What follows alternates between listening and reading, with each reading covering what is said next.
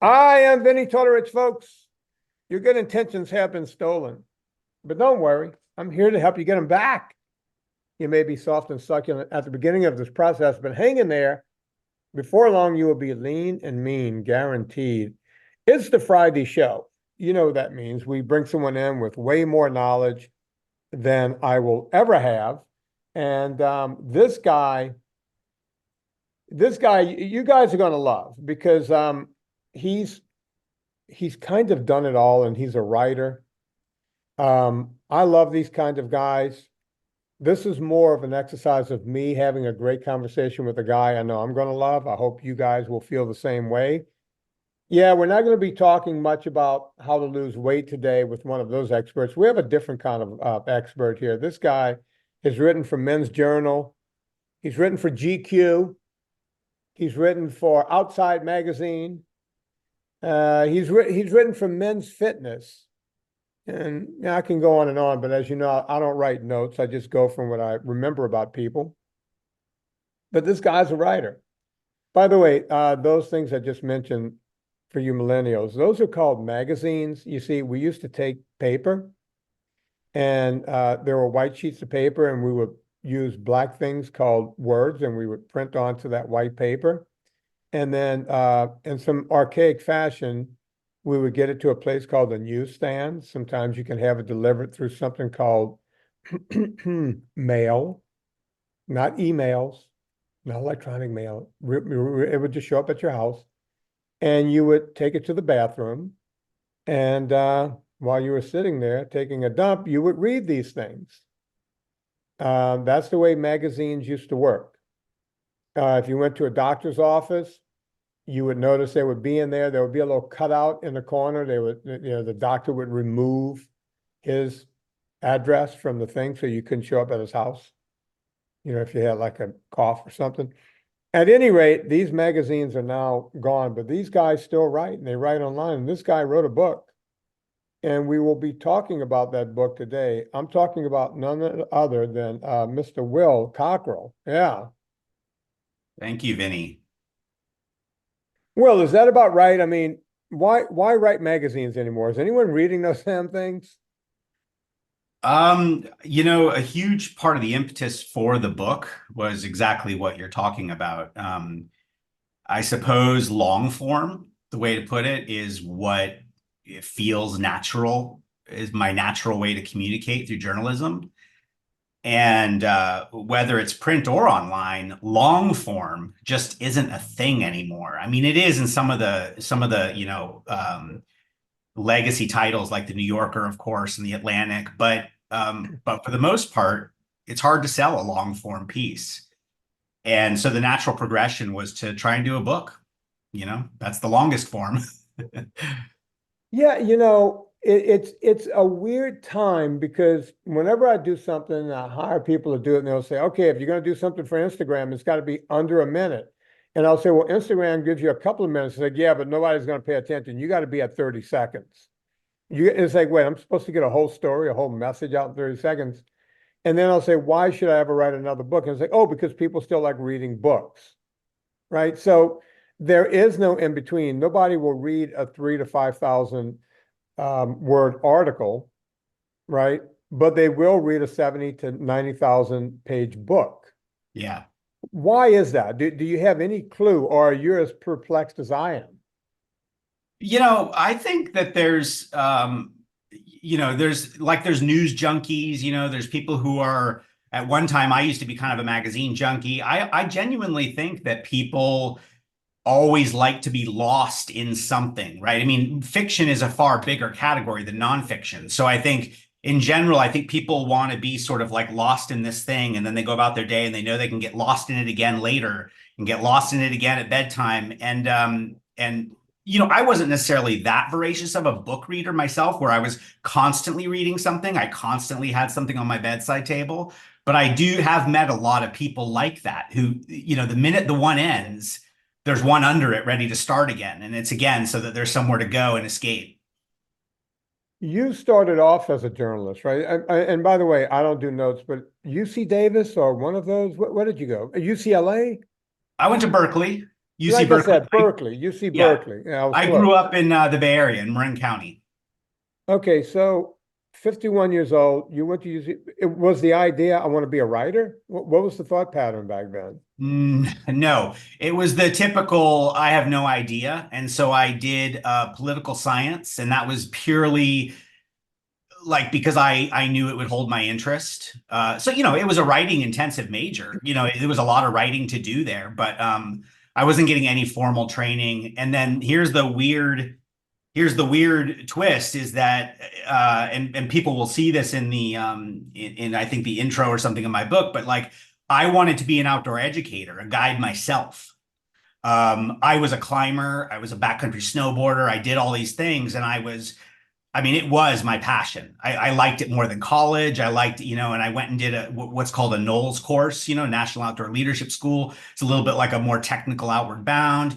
And I started doing these little apprenticeships with guide companies, and I really wanted to do this for a living. And so I was sort of in guide culture myself in a way Right, for a minute. The truth is I didn't have the commitment that you need to become a real deal certified guide. And the level of training and the years and the living in your truck, no family type thing for decades. I gave up, to be totally honest. And then I went to writing, specifically outdoor writing, adventure writing, which seemed like the natural sort of in between. yeah, my buddy and I, I don't really climb. We fake climb, and my buddy back in the 90s, this buddy's a more recent buddy of mine. We've been friends for about 10 years, and we go off and do glaciers together and that kind of thing. And if we can't find a glacier, we go back to Whitney every summer, Mm, and just do that. And last summer it was like climbing a glacier. As a matter of fact, I made the comment that we used our ice axes more on Whitney last summer than we did when we were on Mont Blanc, right, because you had to go right up the gut. There were no switchbacks or right. anything. It Yeah, was it was like a 2,000-foot stair climber. You just had to get up, and we were post holding up to our nut sacks every time you put a foot down. It was just, and I kept going, this is unstable snow. It can just come down at any time. Yeah, we just yeah. kept thinking that. But he and I talk all the time, and he knows that I did a lot of climbing around the Southland back in the 90s. And he said, well, why didn't you become a dirtbag? And it's like, because I was making six figures. You can't, dirtbag, you give up the six figures, you go live in a VW, squareback or minibus out at Yosemite, and you don't own deodorant. It's like I Yeah. couldn't do that. Yeah. I had other plans, right? And that's a tough call. We know guys that were dirtbaggers for a long time, lived in the back of Subarus. Can you Yep. imagine living out of a Subaru? You know, I mean, I was almost that guy in my 20s, but it shifted. yeah, you make a decision. Do I want to go down? And you'll go, well, some of those guys become famous. Yeah, they become famous and then they're dead. I mean, the fact that Hannell is still alive is just miraculous. Yeah. And I hate to say this, but people always go, "How does it end for those guys?" Oh, it ends in death. It ends in one small move, right? And they'll go, "Oh, you're just so pessimistic." And I'm sitting there going, "Well, look, Uli Stack was one of my favorites. He's no longer with us." Yep. And I could go down the urine crop gone, Yeah. right? Just I could go down the list. Anatoly Bukharev gone. Yeah. Someone else we're going to be talking about today. I can go down oh, we're going back to 1996. Do not fret, my friend. You sound like my editor. I was like, how much do we really have to cover? Everyone knows that story. And he was like, oh Oh, no, you got we're to going cover it. there. You're Yeah. covering. I cannot read. I cannot wait to read the book. Good. Right. And we're going to talk about the book and when it's coming out and all that. But Yeah. we're going back. We got some Rob Hall and some Scott Fisher talk coming up. Nice. Just be sure that David Brashear's name will be mentioned. I love And talking about this stuff. yeah, and Sandy Hill Pittman, who I think we've both met. Do Well, I met for the first time over Zoom, doing an interview with her because she lives over in Spain now. And my interviews with her were my first time meeting her. Okay, well, I met her a couple of times. We'll get into all that, Yeah, right? yeah, I bet you didn't know I knew this much about all that, right? It's like, oh God, yeah. Danielle puts me with this guy. I got to put up with this guy for an hour or so.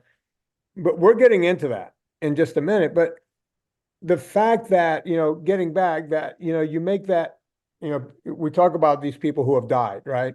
Yeah. And that's the way it ends for all of those guys. It ends in death, right?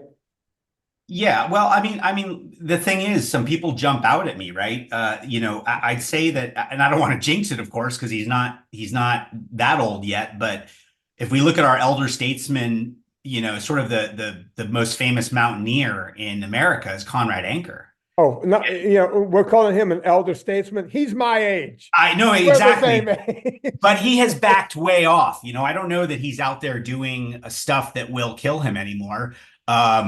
But that's just But I think, one. wait, Yeah, I don't mean to cut in, but yeah, Anchor almost died of a heart attack. that's So I'm right. sure that had something to do with him backing off. Wouldn't you Maybe. agree? Yeah. Yeah. Yeah, possibly. Possibly. He's done some bold stuff, but yeah, he's not the same cutting edge climber he was. Right.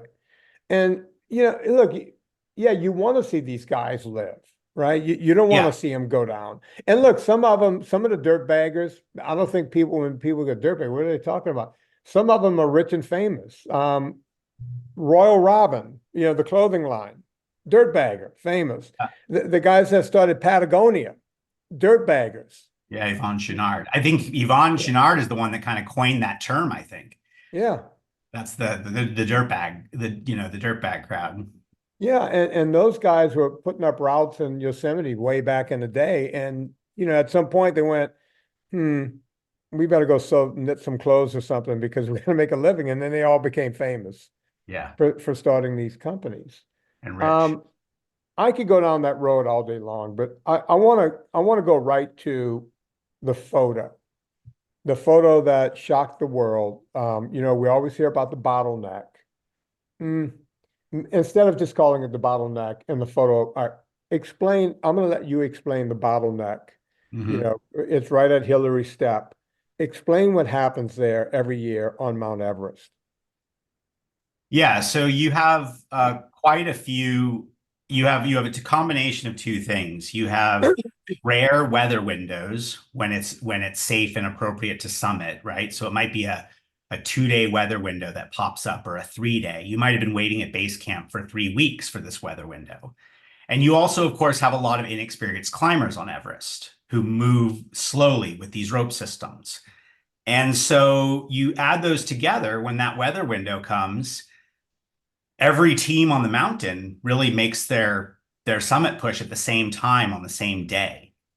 So it's, you're not staggering it. It's not like one team 1 week and whatever. It's just everyone goes. So there's these just giant groups of people making their way, and they finally reach that Hillary Step, which involves a little bit of like used to, the Hillary Step is gone now, but Yeah. from the earthquake, but used to require a bit of proper rock climbing up near the summit, up at altitude. And climbers would move incredibly slow through this section. And there's just one lane, so to speak. And even if they're using Jumars and this type of thing to inch themselves up, they don't really, which is shocking to me, they don't know how to really use Jumars. And as Krakauer said in his book, he said it about a woman who died on that mountain, Yasuka Namba. He said he ran into her at base camp and she was looking at a pair of crampons as if she had never seen them before.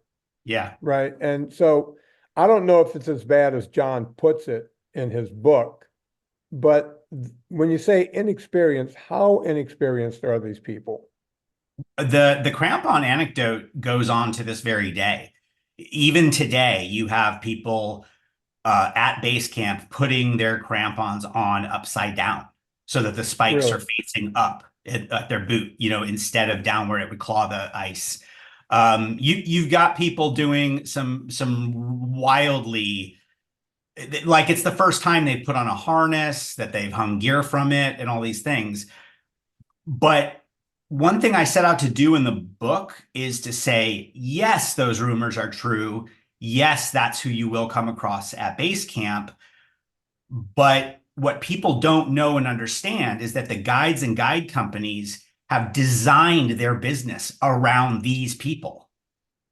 Right. So they think the average person thinks these inexperienced people show up and they think, what, they have no business being there.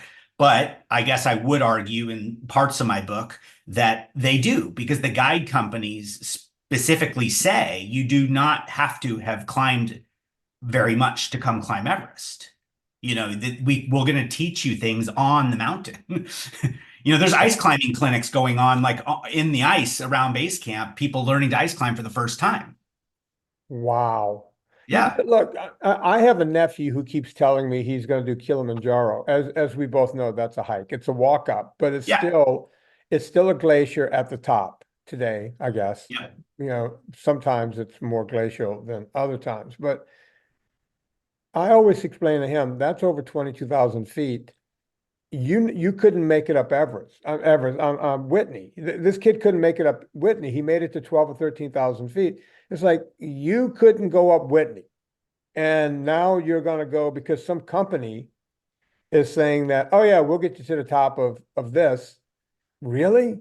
Really? Because I couldn't get you up what was known as, from John Muir, the soft and succulent route. Yeah. Right. Right. The Disneyland route. He couldn't Yeah. make it up that. And he's Right. going off to do this. And I'm sitting there going, hey, why don't you take a couple of summers, come out with me every summer and do a few laps?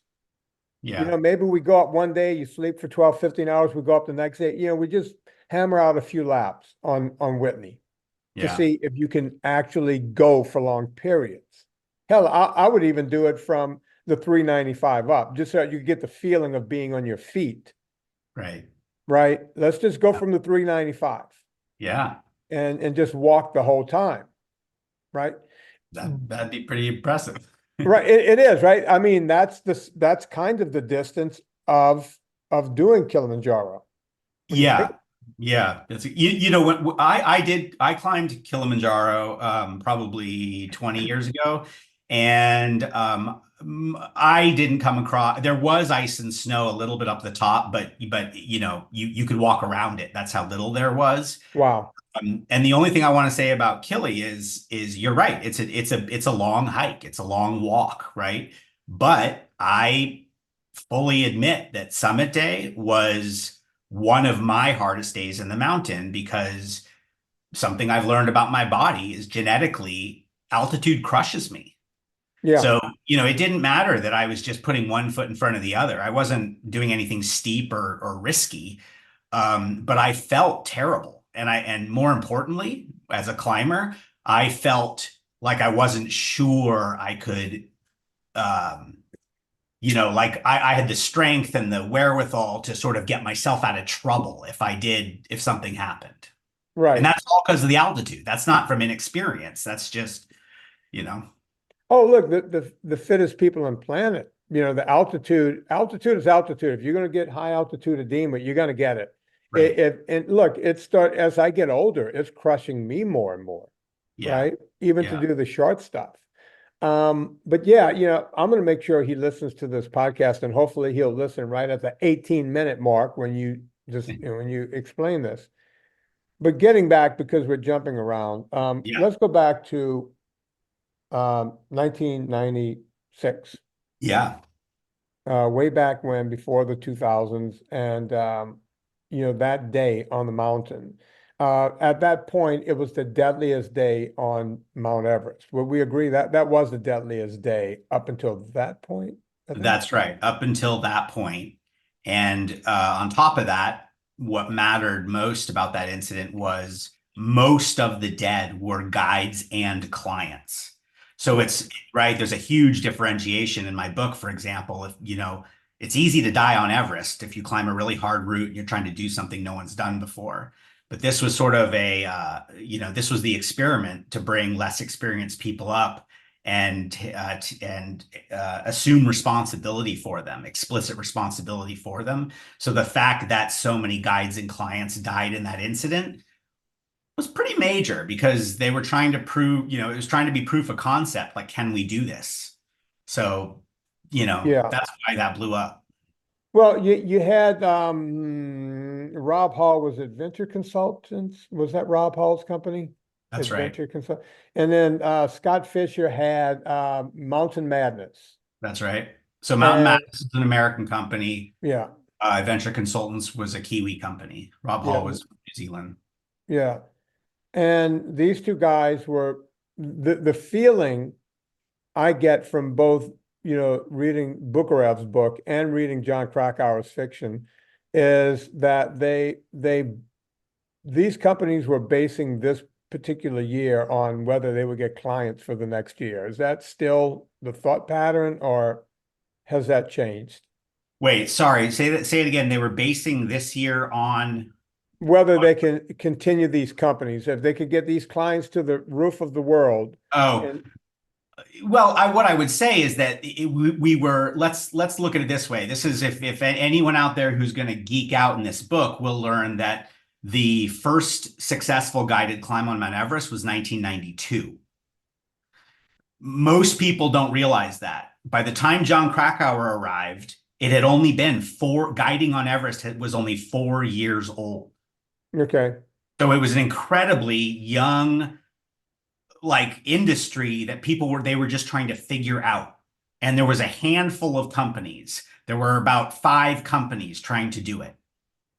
And was those that David Brashears that was trying to get some Texas rich guy? Or that was in the 80s, right?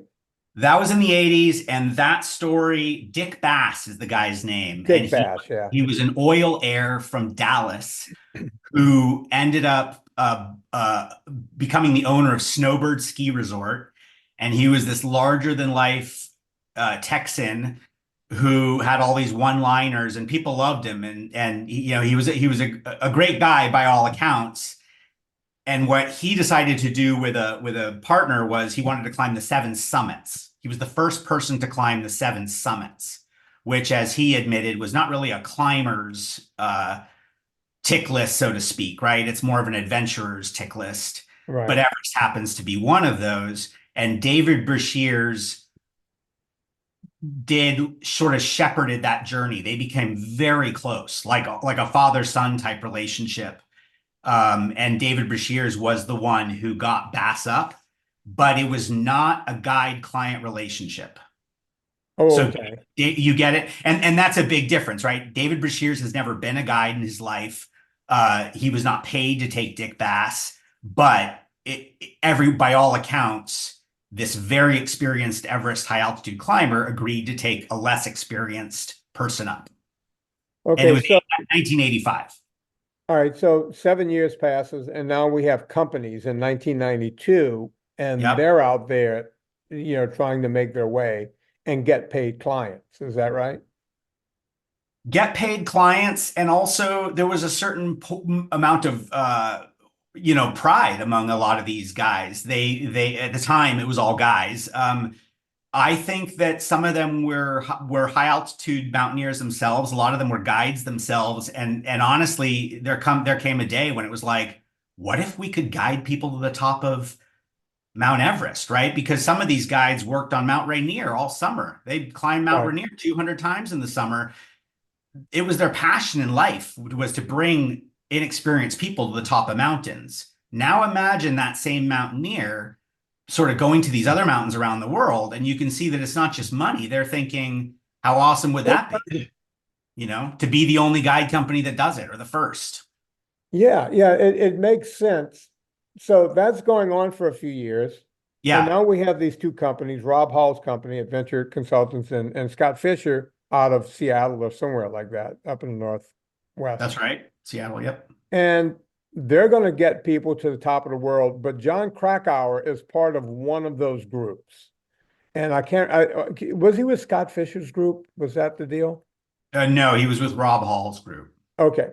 So he's up there. He's going to write a book while he's up there, and talk about how this stuff, or at least write an article for probably the same magazines you're writing for, because that's what I used to read Krakauer stuff all the time. He was in all the magazines, and Okay, so you have John Krakauer out there. He's going to write a great article if you can get him to the top of the world.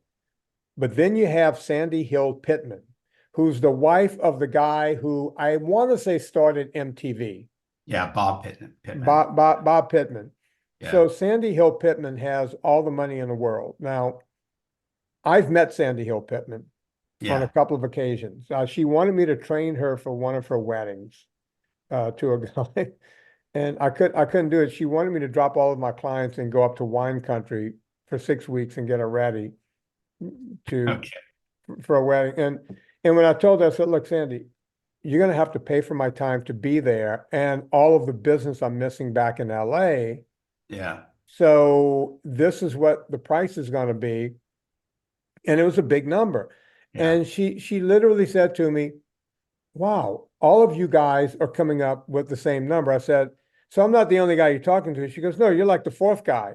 But all You're of you shopping guys, around. and I said, Sandy, there's a reason for that. You're asking us to give up everything else and come here and live with you. That comes at a price. Yeah. And we all make around the same amount of money. So all of our prices are going to be about the same. You have to decide which guy you want to put up with, right? And it turns out I wasn't it. I don't know who she found, if she ever found anyone. But before I met her there, I met her in Aspen at a friend's house for dinner. And it was after the event, after the 96 event.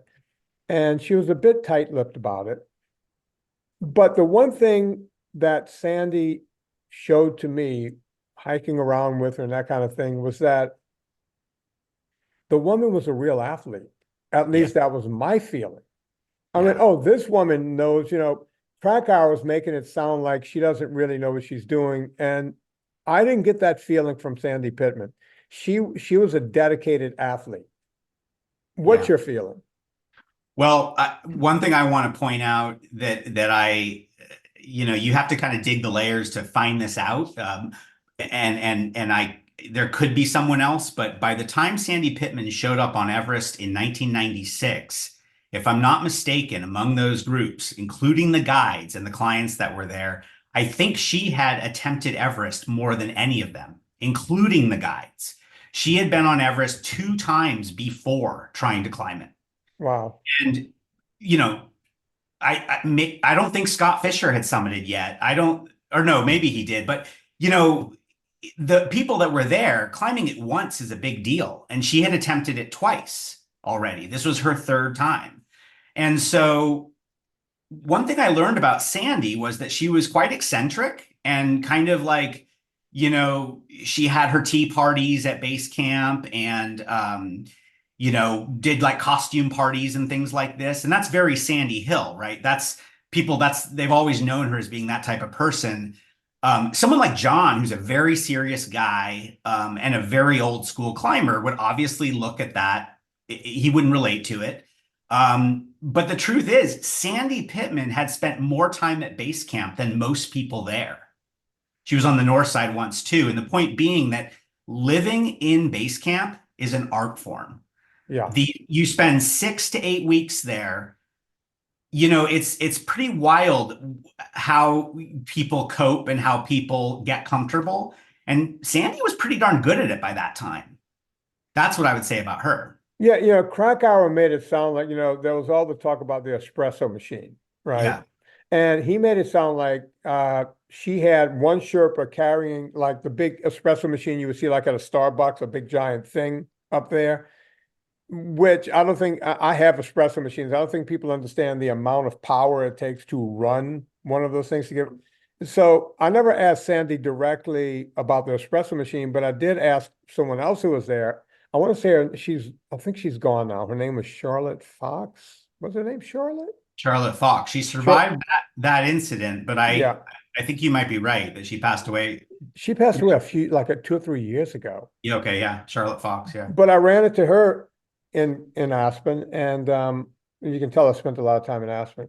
But that's where my clients would go. At any rate, I was like, come on, did she really have an espresso machine? And the story I got from her was, yes, but it wasn't like an espresso. They made it sound like she had like a Starbucks espresso machine up there.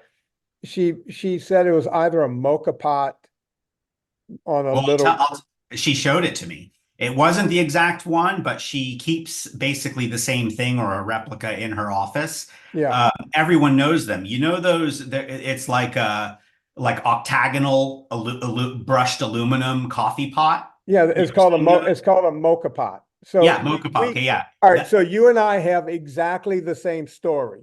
yeah. It's the Italian. If you go to Italy, folks, every Italian has one of these sitting on their stove. I have probably six of them. Three of them are where I can use them on any given day, even though I have an espresso machine. There's something about the mocha pot. Basically, you have to have a heat source underneath it, like a little hot dish, which everyone had up there at base camp. Everyone, yeah. You know, you had to have that to heat up your junk, whatever MRE you were eating or whatever junk you were eating. But this, Krakauer made it sound like she was up there with a guy making, pretty cappuccino drinks. And Charlotte Fox said, no, I had coffee from that espresso machine. It was a mocha pot. It's a So mocha. Yeah. you got the exact same story from her that I got from Charlotte Fox. That's exactly right. She even proudly held it up. Like I say, not the same one, but and to the cappuccino point, just because of the time she spent there and some of the other stories, I believed her. I mean, obviously I wasn't there with her. I wasn't on that expedition, but she talked about this like certain Indian dehydrated milk, powdered milk that she would get that would foam up really easily, and that she would put that in her coffee and make, kind of fake cappuccinos or whatever Right. with it and, stir it really fast or something.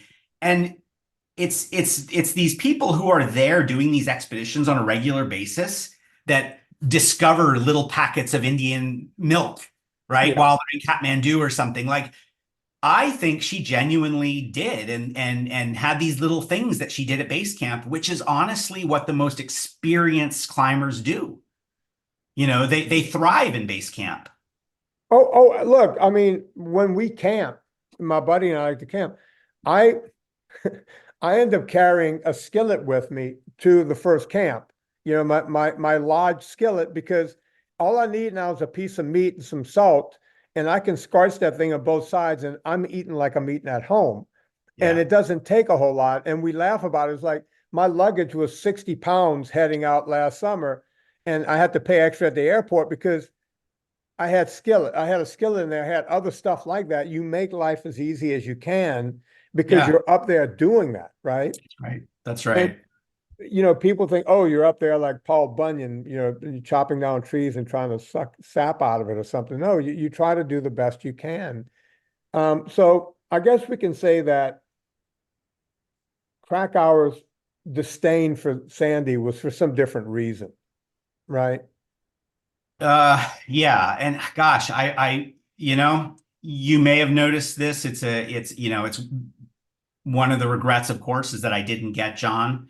I was communicating with him via some mutual friends.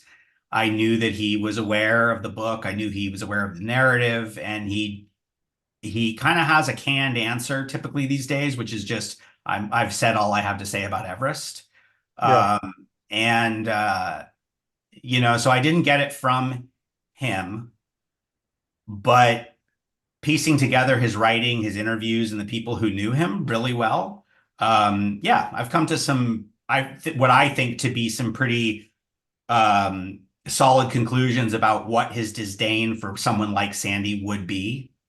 And I go there in the book. That's one of the things that I wanted to explore in the book, was to not just have him come across as this stereotype curmudgeon, but sort of like, well, what exactly is it that would have bothered him so much about this guiding industry? Because don't forget, it's always really important to know that Krakauer went there to write a article about the new growing guiding industry on Everest, right? He didn't go there to write about a disaster. He went to just see what it was like. And then things happened. Shit happened.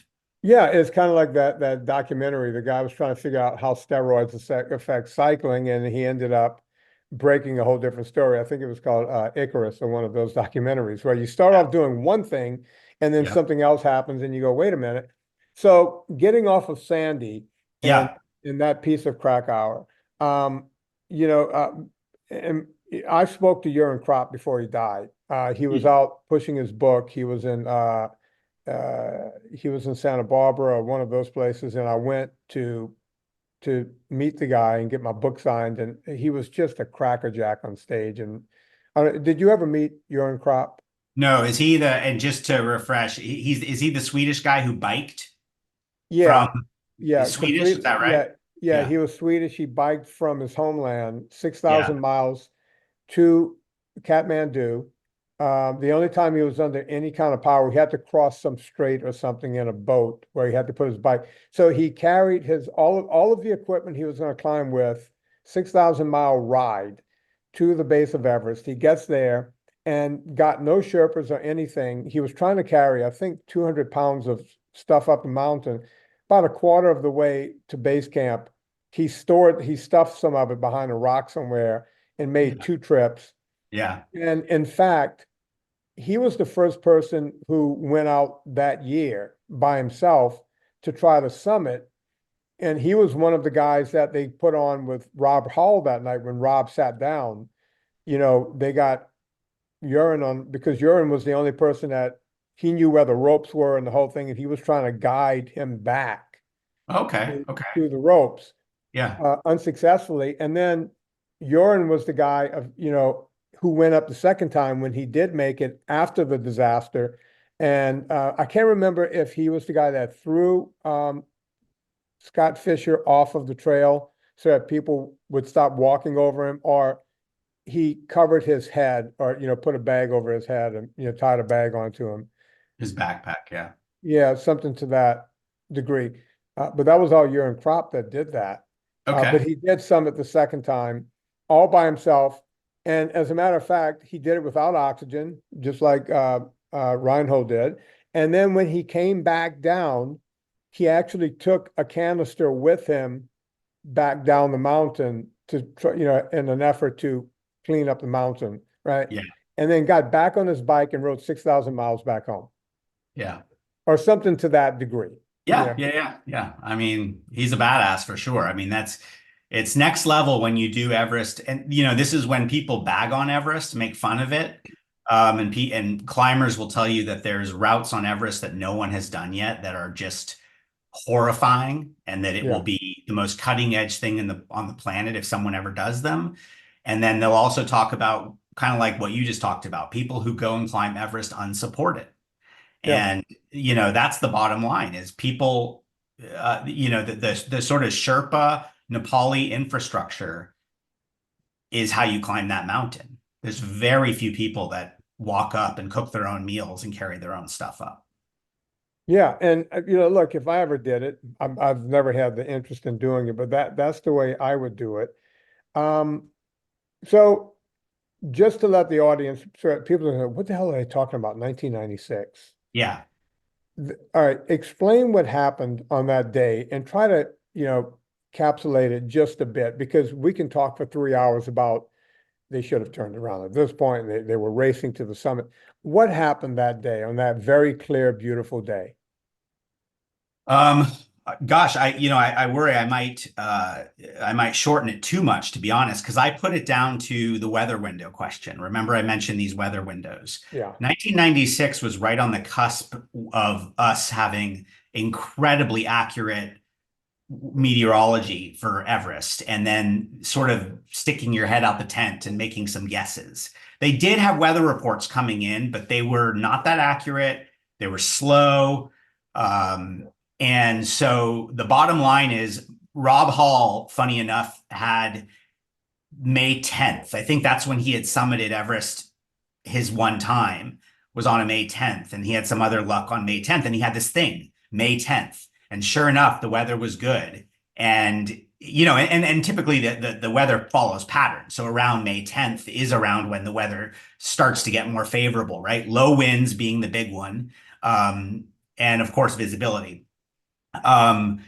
And so they sort of put all their eggs into this May 10th window, these two teams. And Scott Fisher's team of clients and Rob Hall's team of clients, they agreed to go up in tandem, which is very common. So they were in competition on one hand. They really wanted to impress this John Krakauer guy, right? Yeah. Because it would have been awesome for their business. But at the same time, and I fully believe this, they were guides at heart, and they were basically running a really tight operation with their clients. Well, on the day that they were supposed to go from Camp 4, which is a tough place to live, to the summit, the weather just sort of dropped on them like a piano. The weather window did not hold. And I think it was really blowing right up until that moment. And then Rob saw stars in the sky and said, let's go. So they went for it, and the weather moved in. So the weather window was something that never happened on Everest again and probably never will. So that accident, for that reason, was unique in that it's pre-good weather reports. And then the second piece of it was, I would say, by all accounts, Rob Hall and Scott Fisher were incredible guides. Strongest guys on the mountain in every respect, very well liked. And both of them made bad guiding decisions that day. Most guides will put a turnaround time. If their clients have not reached the summit by, say, 1 p.m., then you start marching people back to camp, no matter what. You'll drag them if you have to. Yeah. And and Rob got close to that summit with a client, Doug Hansen, who had attempted Everest the previous year. And he had given a discount on that year because he really wanted to get him to the top. This guy was a mailman who saved up his money. Yeah. And Rob made a bad guiding decision. He let Doug come up at around 4 p.m.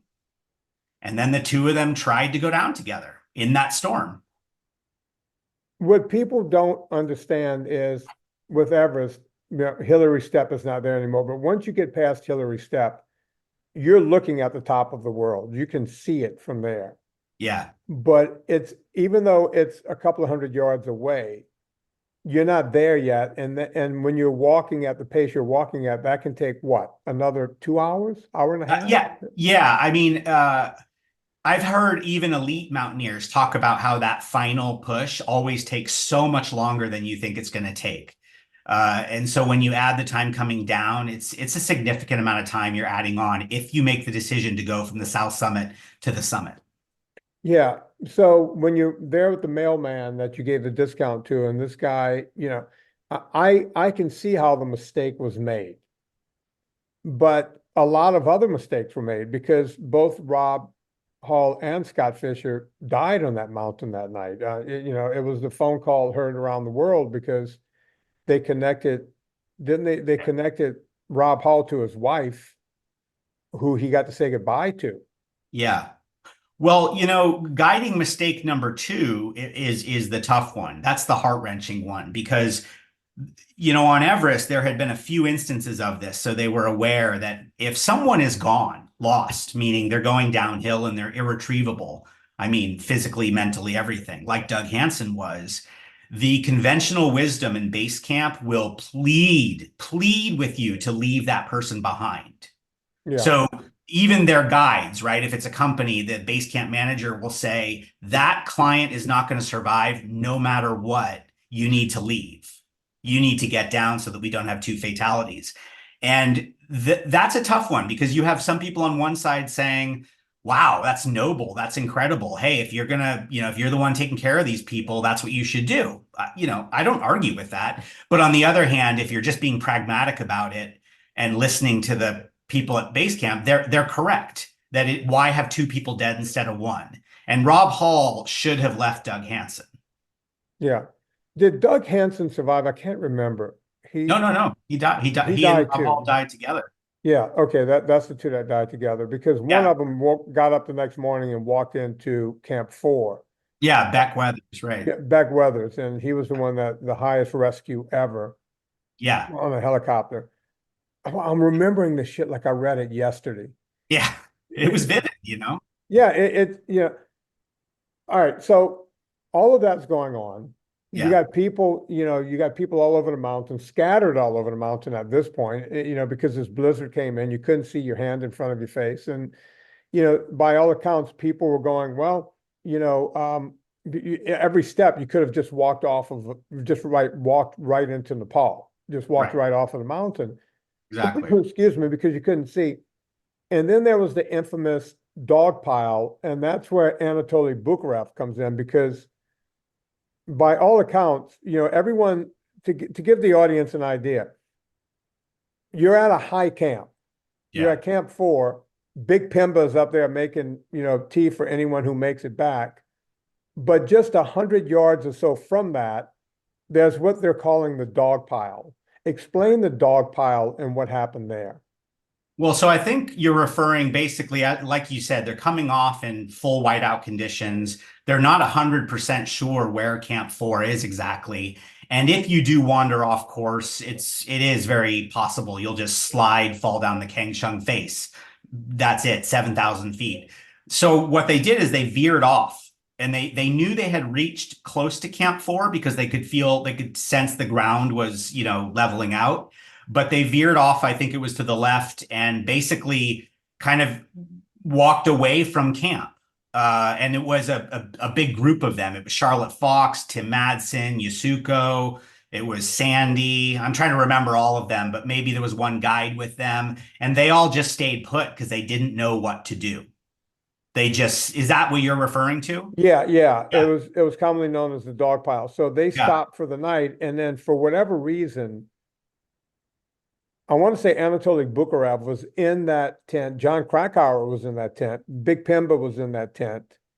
And for whatever reason, Krakauer never flinched a butt muscle to go out of that tent to go help anyone. Of course, he had a lot to say about everyone else. But Bukharev actually went, I think Bukharev actually saved Sandy, right? I think he went and grabbed her first. And when they said, well, why did you grab her first? Was it because she had money, according to Krakauer? And Bukharev said in his book, The Climb, I just grabbed someone who was breathing. Yeah, I exactly. wasn't sure anyone else was breathing. Yeah. This person was breathing, so I brought her back. I mean, why even question who he grabbed first, right? That's kind of silly. I mean, if you're nitpicking, don't forget Anatoly was a guide being paid by Scott Fisher, so Sandy Right, was his client technically. right. Um, and yeah, you grab the first person you think might live, but not to mention Anatoly went back. That wasn't his one trip. He went back. He tried to find, lots of them and helped drag a few of them over, I think. He was, from my understanding, he was the only one. Charlotte Fox was one of them, the woman who I met years later. And Sandy Hill was one of them. Yasuka, you would say, well, he was just grabbing women, but Yasuka was probably the smallest. Sandy Hill is bigger than me. The woman is like 6'1". Right, right. She's a mammoth. If you're going to grab anyone, you're going to grab Yasuka Namba first. She's this little tiny Asian woman. You can like twirl her like a basketball in your finger. He didn't grab her because she wasn't breathing. Yeah, I mean, I think for all intents and purposes, I think she was dead in his eyes, right? It's that, Yeah, it's the Everest dead, right? It's maybe there's a pulse, but there's no getting them back. right.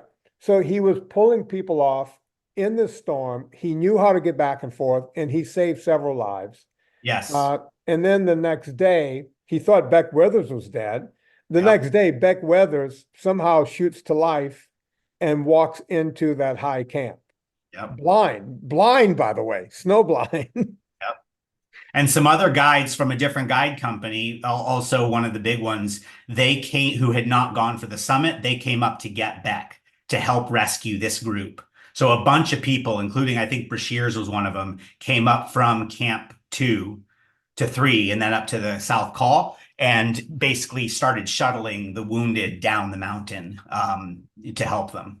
Wasn't Brashears up there shooting a movie or an IBEX movie or something? Was it what is it? Not IBEX. It's He was shooting the Everest IMAX movie, which IMAX. Yeah. became the highest grossing IMAX film of all time.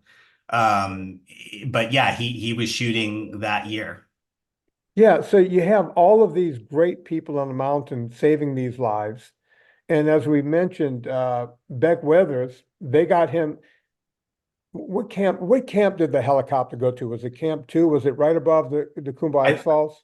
I think it was two. Even today, helicopters don't really like going to Camp Two, but they do. They will do it. Yeah, you got to almost fly these things empty of all fuel just to get them to Yeah, Camp 2. So it's, once you get there, you got to get the person on the thing and get it out of there. Hope that it will get off the ground again and get out of there. It, exactly. the whole thing is just the most miraculous thing you've ever heard.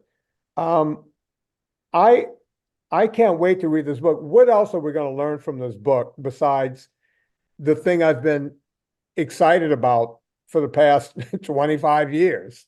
Well, so I can actually tie a bow on the 1996 thing by saying just one thing I wanted to throw in, which is interesting. It's one of the few instances where I sort of find myself empathetic or defending John Krakauer. And again, I never talked to John about this, so I don't know for sure. But having suffered at altitude myself, John, I believe the terms he put it in when he was laying in his tent is that he had nothing left, that Yeah. he himself was literally just laying there, staying alive is the way he looked at it. Now, to say you feel like that at Camp 4, even though he made it to the top and even though he got down early and all this stuff, that's highly believable. You've got Oh, yeah. no business getting out of your tent and helping anybody when you're in that state. And so, like, people, that was a huge criticism he came under. And I don't know that that's fair if he was in no shape to be helping anyone. Well, you see, I'm with you on that because I've been depleted on a mountain before, and I get that, Yeah, right? And look, they don't call it the death zone for nothing. You're dying when you're at 4 or above. You're the cells in your body. You're dying. You're not getting enough oxygen to live. I get that. The only problem I had with Krakauer was that he criticized Bukarev, right? yeah, Saying, oh, he was climbing without oxygen that day. He's a guide. He should have had oxygen. Bukarev could climb anywhere without oxygen. He was just this incredible. So I don't understand why Krakauer, I get it. You're done. Your body's depleted. You're no good to anyone. right. Great. I'm with you on that. Yeah. My problem is when you start criticizing Bukarev, who saved lives. So you ask, what else are we going to learn in the book? I mean, I guess if you take a theme away from the first half, I have to say I do sit with that a little bit. The sort of the beginning of the criticism was John Krakauer and that event. That really set the criticism in motion, right? All of a sudden, people's view of guiding on Everest was shaped by the Krakauer narrative and experience. And I go into why that was so attractive to the public and people who aren't climbers and all this stuff. But the bottom line is I wanted to stop for a minute and do exactly what you just touched on. Why did he say this thing about this person? Why did he criticize this? Why did he later do this? Why does he not talk about Everest anymore? And I don't have the answers to all these things, but I do say, here is what John's agenda may have been. And that's something I think readers might come away from this book, even without John in there. I believe that they will get a sense of John's agenda, which I think is interesting from a lot of people who knew him and worked with him around that time.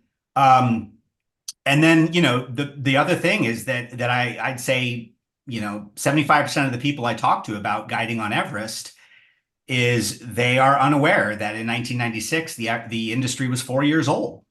Yeah. My book covers from 92 to today. And Wow. and really you have this whole crazy era now where the industry, this is a super fast forward, not quite a spoiler alert, but it's the industry is more or less run by Nepalis now. Sherpas are the ones who own the guiding companies. They're being paid the same amount as the Westerners. They're certified guides. The Western footprint on the Khumbu Glacier is quite small now. I want to, if you can stay with me for a few more Yep, minutes. got all the time. I'm gonna do a quick ad, but I want to get into where we are today with it because of some of the stuff I'm seeing up there. But I did want to get into, Krakauer because look, Krakauer, When I remember when I read Into the Wild, I went, okay, what should I not believe about this story? Right? You know what I mean? It's like he was such a hero to a guy like me who had read his articles for all of those years. Yeah. And then all of a sudden, you start seeing the cracks, the chink in the armor, right? And then, and then you talk to Sandy and you talk to Charlotte, and when you're me, I have access to these people. And Charlotte's going, no, she had a little mocha pot. It wasn't an espresso machine. Literally, John makes it, he doesn't say these words, but he makes it sound like she had a Sherpa bring up like the kind of espresso machine you would see like at a Starbucks, Yeah. right? And then you talk to Charlotte Fox in 1998 or 1999. She's like, no, it was a little mocha pot, and we were all very appreciative that she had it, that kind of thing. So, and then, Into the Wild comes out about what was that guy's name? What the guy Chris who, McCann, Chris McCandless, yeah, the Alaska. McCandless, Yeah. yeah, Yeah. who called himself something Supertramp or whatever, Yeah. and killed himself which is a fascinating story and a great movie if anyone wants to see it. As a matter of fact, I might watch that one again tonight. And interestingly, Krakauer loved that movie, I think. Yeah, Yeah. according to McCandless' sisters, he got it right, and the Yeah. movie got it right. So Okay. whenever you see the family members going, yeah, this is the way our parents were, and this is what happened, and you go, okay, so maybe mea culpa, on that by getting that one right. But Yeah. it did make me wonder when I'm reading the book. Wait a minute.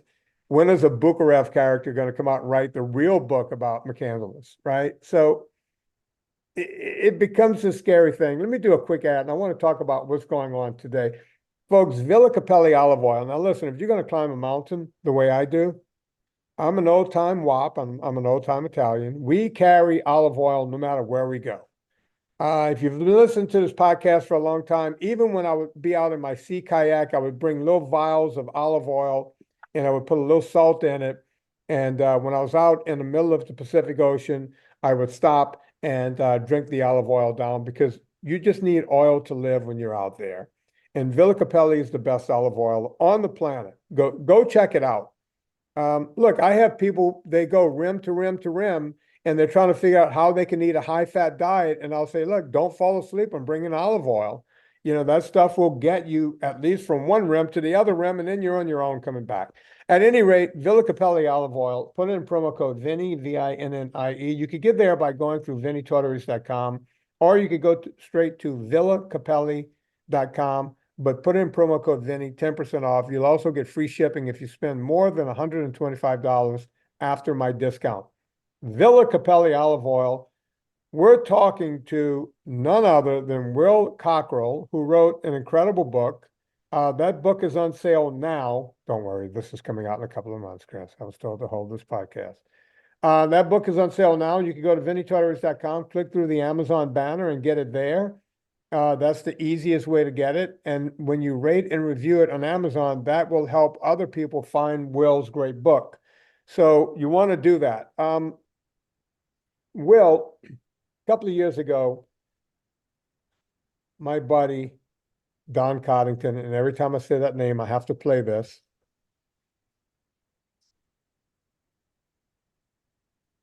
You don't know what that means, but don't worry about it. My buddy Don says to me, he goes, hey, I'm reading something. It might have been an Outside magazine. You may know this girl. I want to say she was a young Asian woman, but I could be wrong about the Asian part, but it was a woman. And she was going to figure out how to climb Everest in a week.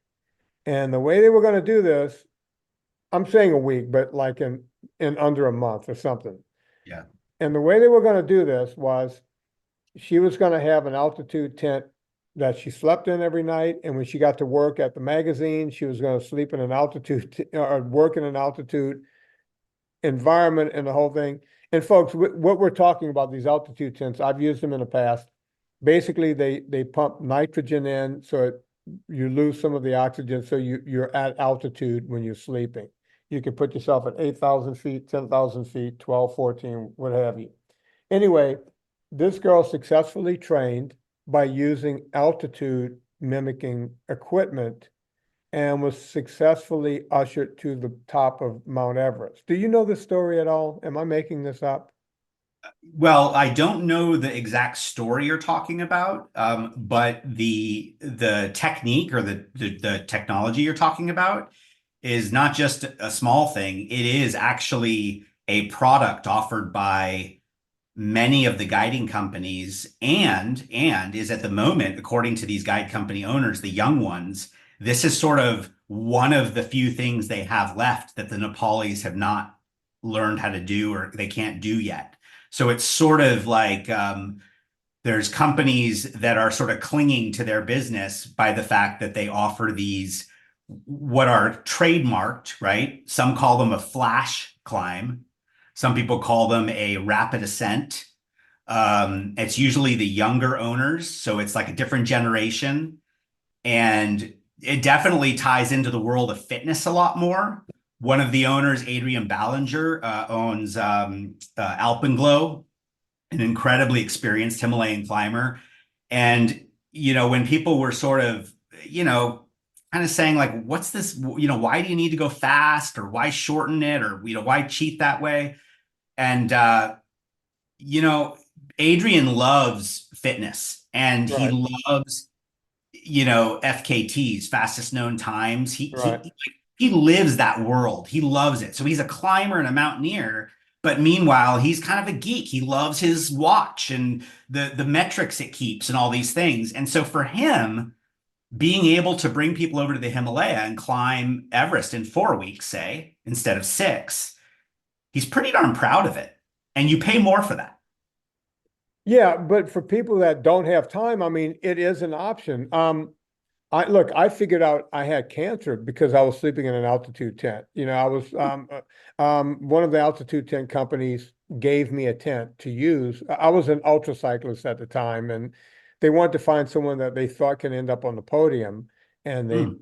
they crazily thought that I would be that guy in this next race. And they said, "Hey, we'll give you an altitude tent, and you use it, and if you end up on a podium, we'll use you in advertising." And I said, guys, I don't roll that way, but if you give me an altitude tent, I will take a baseline hematocrit level, and I will, and if I do well, I'll show what my hematocrit level was at the beginning, and then 2 weeks after I use the tent, 4, 6, 8 weeks, and then the race, how that might have changed over time. And they said, "Oh, we know your hematocrit level is going to go up, so here's your free tent to use for the next few months." Who wouldn't take a free tent, right? Yeah, and the technical term is a hyperbaric chamber, right? No, no, That's what. no, that's a whole different thing. Hyperbaric chambers add more oxygen in. It super saturates you with oxygen. This pulls oxygen out. Right. Is that? Oh, that's right. Hyperbaric chamber is what you're using to save people, right? Yeah, yeah, yeah, Yeah, like you're a yeah. Gotcha. burn Gotcha. The patient or opposite. whatever. Yeah, yeah, Yeah. yeah, yeah. Yeah, that's Michael Jackson stuff where you're trying to live Yeah. longer and they pump more Right. oxygen and they do it under pressure. This Right. is you put the tent around your bed, your whole bedroom is in the tent, Yeah. and basically you're pumping nitrogen in to exit so you would have to turn it on like an hour before you got in it. And so my dog and myself, we would get in it, I'd have to zip it up really fast. And now you're in this hot ass tent for the next 8 or 9 hours. Yeah. And because you have higher nitrogen and lower oxygen, your body starts creating more red blood cells as if you were at 8,000 feet. And then once you get comfortable there, you go to 9 and 10. I was at like 14,000 feet, but what we figured out was when I took my blood test, my white blood cell count was like whacked out. Oh. And that was the beginning of going through other tests, including bone marrow biopsies to figure out, oh, wait, you're almost dead. Oh my gosh. Yeah, it was a harrowing thing, but you know, people are now using these things to get them to the top of Everest, and they're doing it in short order. Yep. What else can we learn about altitude? And do you talk a lot about altitude in the book? I do talk about altitude, but I try to drive home one main point, which is its randomness. Um, there is really this thing about altitude that no matter how fit you are, no matter how much you train, young, that, some of the best guides in the world who had been on 8,000-meter peaks, then all of a sudden they go on one time and the altitude gets them and that's it. They die. There's nothing that could have told them that that was going to happen. It strikes them high, either cerebral or pulmonary edema, right? Swelling of the lungs or the brain. And sometimes you just can't get down quick enough to stop it. And, you go into a coma. And again, you have clients who are the fittest they've been in their life. They might be an Ironman athlete, say, and they want to go climb Everest, and they're at camp 2 and they have a heart attack. Yeah.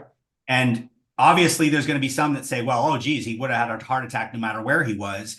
I don't know if that's quite right. I think Camp 2, for example, is a high stress environment physically for your body. And Right. so, sure, it may push you to have a heart attack easier. But again, it's the randomness, right? Number one is just there's like no way to know how your body's going to do. You have to be finely tuned and self-aware of how your body feels as you creep up the mountain. And yeah, you've got to listen to your body. But once you're up in what's often called the death zone, you've probably heard that, above Yeah. 26,000 feet. They call it that just simply because your body starts to die. So it's sort of like you can no longer stay alive, or it becomes finite, right? With oxygen, you could be up there for a while, but still you're going to die. Without oxygen, you'd probably die within like a day or something. Yeah. And yeah, your body just shuts down up in the death zone. So when you're wearing that oxygen, I forget exactly, but it might give you a third or something of the oxygen that you would feel at sea level, I or think that's about right if my or memory serves me correctly. or more specifically, I think it makes you feel like you're at 24,000 feet instead of 29. Which is a big difference. And I don't think people understand that. Yeah, it's funny to say it because you could go both ways. You're absolutely right. It makes all the difference in the world. It's the difference between the amount of people that can summit Everest and and what would be possible if we didn't have oxygen systems. On the other hand, uh, that 4,000 feet, uh, is it is not that much. I mean, 24,000 feet is high. Yeah. Right? It's kind of Yeah. amazing to think that's the best you're going to do on that mountain, is 24. Yeah. Well, look, it's kind of crazy because people come to me all the time. They go, "Hey, I'm going to summit this or summit that. What if I get my VO2 max up?" And it's like, if you get your VO2 max up, you'll be much fitter than if you just did zone 2. And the only way to get your VO2 max up is to do interval training at some point after Mhm. you have a big base of a lot of zone 2 training. But yeah, we can knock yourself out and get your VO2 max up, which means the volume of oxygen uptake that your body can handle at any given time. It still doesn't mean that when you get to a certain altitude that it won't hit you as hard as it hit you anyway, right? Very random. It's really wild. I mean, you would know much more about this than I would, but for example, the VO2 max thing. Now, my understanding is, say, like Ed Viesturs, for example, I think he's known for having a ridiculous VO2 max. And it Yeah. shows, right? Because he's probably our premier high altitude mountaineer. But is that not genetic? That's a genetic thing, right? That So he's yeah, well, yeah, some of that is genetic, but Ed Viesturs also the guy is a fitness nut, yeah, right? okay. So I can guarantee you that he's always getting on a spinner and cranking it up and working on keeping it there. I think Ed is my age or older now.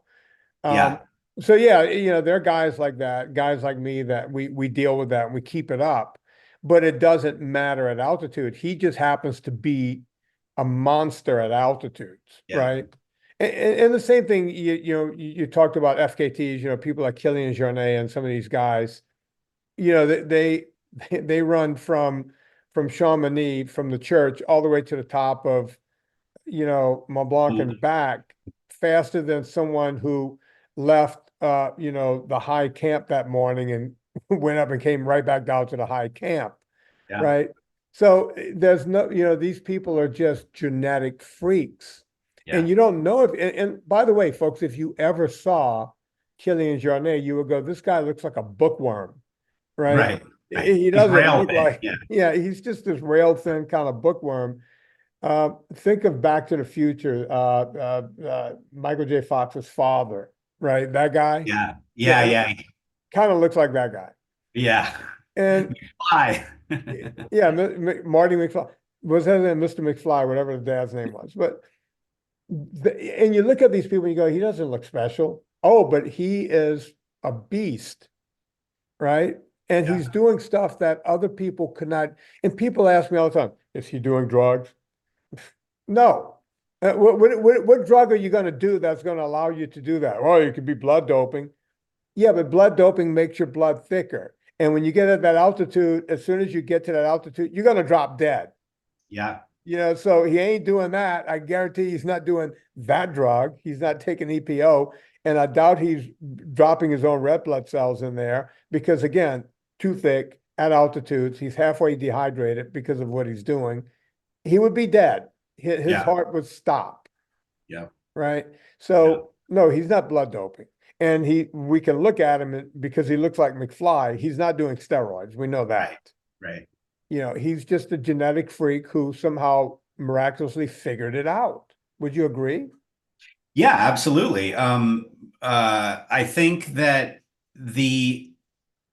I will say that the lung capacity thing, the VO2 max, the ability to operate up there, the Sherpa story is fascinating for that reason. The incidence of Sherpas succumbing to altitude is so low that I'd say the conventional wisdom is right that they create more red blood cells, that they just simply don't have, the same issues that Westerners might, or even non-Sherpas, Nepalis. And I find that fascinating. I find it fascinating that the way the Sherpa climbers are operating up high in the death zone is like the Western climbers are operating at Camp 2, as far as like how Yeah. fit they feel. I don't know if you heard about that rescue. I think it was last year. Someone was near death at the top, a client, and this well-known Nepali guide just abandoned his own summit bid, wrapped the guy up in a foam, insulating mattress, and wore him like a backpack and Yeah. carried him from like 27,000 feet or something down to Camp 3. I mean, it's incredible. You hear those stories and they sound ridiculous, but yeah, look, the reason those people are so good is because they lived at that high altitude for hundreds of years. So you have, the strongest survives. That's number one, strongest survives. And so you now have these people who live at a very high altitude procreating with people who were the strongest of the strong. So now you have this superhuman that can operate at that level, and it's the only place on Earth where that happens, Yeah, it's right? fascinating. It's Yeah. fascinating. And I saw a documentary of not the Sherpa, there were Sherpa people, they were of the Sherpa people, but there were porters, right? The ones that Yeah, the porters, they yeah, get like a lot of times Westerners won't even tip them or do anything. They port everything to base camp, and that's the end of their journey, right? They just yeah, do that part of it, and then they're never seen again. And the other guys that work high on the mountain, they're looked at as heroes, yeah, right? yeah. So they get the big money and the whole thing, but these other people, you see them, they got the thing around their head. Oh yeah. That whole thing freaks me out. No, I know. It's Yeah. like, wait, you got a thing around your head that's holding this Compressing their refrigerator? neck down with like 100. I mean, I was counting the number of 4x4s on some of these guys' backs. When I was there hiking the Everest Base Camp trek, and it was amazing. I was doing the weight in my head, and I'm thinking that's Yeah. 175 pounds. Like that's crazy. Yeah, and they just keep walking and walk. And you see them walking past Westerners going up the mountain Yeah, with all of this stuff, and you're going, that's the crazy feat yeah, right there. Put 140 pounds on anyone and say, okay, I want you to walk a city block. It would just crush any of us, right, right? right. I don't even know what technique I'd use to carry 140 pounds. I don't know where I want that weight hanging on my body. Well, they figured out some kind of weird balance between their Yeah, skull and their lower back. yeah, And yeah, yeah. I will never get over that. Is there anything we're missing here? Anything you would like to bring up about the book? Well, I'm going to circle back to probably what's the theme of the second half again of the book.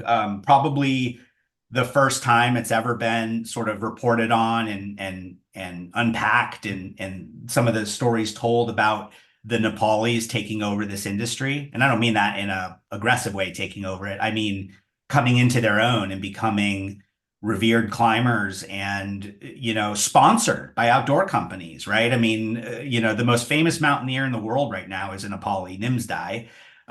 He has insanely lucrative sponsorships with like Osprey and stuff. He's a high altitude guide. That's what he does for a living. And people who start to dig into this second half of the story about the Nepalis coming into their own are going to learn a few things in my book that are probably pretty counterintuitive to what they thought or what they learned. And one of those is like what you just talked about with the porters. You talked about these are the unsung heroes. I think they're doing the hard work. They're taking, they're going up to base camp, no tips. This is true, but the system on Everest at the moment is the top elite guides who are making $20,000 in an Everest season or 25,000, which you can imagine in Nepal, how far that goes. Yeah. They were once porters. This is the way this industry works. You come in from another village, you'll take any work and you'll get work as a porter. But if you're not so cynical about it, just like any industry, the strongest porters who have a good disposition and do the work and are honest, all of a sudden they get invited to be a base camp assistant. Right. And all of a sudden they're helping do prep meals and clean up and all this stuff at base camp. And the next thing you know, they're being allowed to go through the Khumbu ice fall. And it's this thing where some of these people, some of these Sherpa climbers, they fell in love with climbing. Some fell in love with the industry. Some fell in love with just life at base camp and just having a really high paying job. Because obviously the risks involved, there's a whole debate about the inordinate risks they take. But the bottom line is the porters all have that opportunity to sort of work their way into the Everest industry now and essentially get paid exactly what a Western guide gets paid. Oh, wow. Well, Yeah. that's good to know. Yeah. Yeah, no, I like hearing that because it always seems like it's backwards for them. I know. By the way, folks, we've been talking about the book.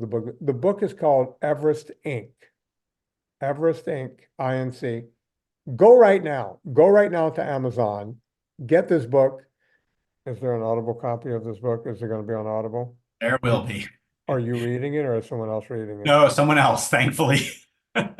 Look, folks, if you're like me and you like to listen to books while you're on your spinner or your rowing machine or when you're out hiking, this book is also on Audible. You can go to audible.com. You can get it right there. Everest Inc. You can always go right to vinnietortorich.com. It's going to be right in the front of all the stuff I like on Amazon. I have my own Amazon page because they think I'm a hero over there. So you could go to vinnietortorich.com, click on the Amazon link. That book will be in the #1 position. I cannot wait. The reason I'm saying I can't wait to read it is because we're recording this about a month and a half early. I cannot wait to read this book. I feel like I've already read it because once again, I've gone through 1996 all over again, which means I'll have nightmares tonight. And I cannot wait to get my hands on a copy of this book and just be all over it. So folks, go do that. Everest Inc., written by my now good friend, Will Cockrell. Go check it out. Will, hang on. I want to say goodbye to you off the air, if you don't Okay. mind. Yeah, no problem. Thanks so much for having me, Vinny. I appreciate it. This has been great. And by the way, you're welcome back whenever, because I can just sit here and talk to you for hours. Here's what here's what I have a feeling. Read the book and maybe you'll want to have me on again after you read it. I know I'm going to want to because I'm going to have more questions than answers because as you can tell, I feel like I know everyone who was on the mountain that year. Yeah. I've met some of them. Some of them are no longer with us. And it's just it was an interesting time. Folks, you know what to do. We all go shopping on Amazon. Before you go to Amazon, go to vinnietortorich.com, click through the banner, It puts coal on the fire, gets our train down the track. Get Will Cockrell's book, Everest Think, when you go there, and then do all your other shopping. Also, we have the Vinnie Tortorich /VIP group. You guys could go there. I don't know if every now and then I open a group up, but if your name is in there, we'll find you and then we'll let you into the group the next time we open it up for the public. Rate and review this podcast. Don't forget, rate and review this podcast. Everyone, look, if you hate the podcast, if you're a vegan and you're just listening, don't rate and review because that's not good. But for everyone else, go rate and review this podcast. Let's keep it going. We've been going for almost 2,500 episodes. Let's keep it rocking and rolling. On behalf of Will Cockrell, my name is Vinnie Tortorich. Put life into living and do it with enthusiasm.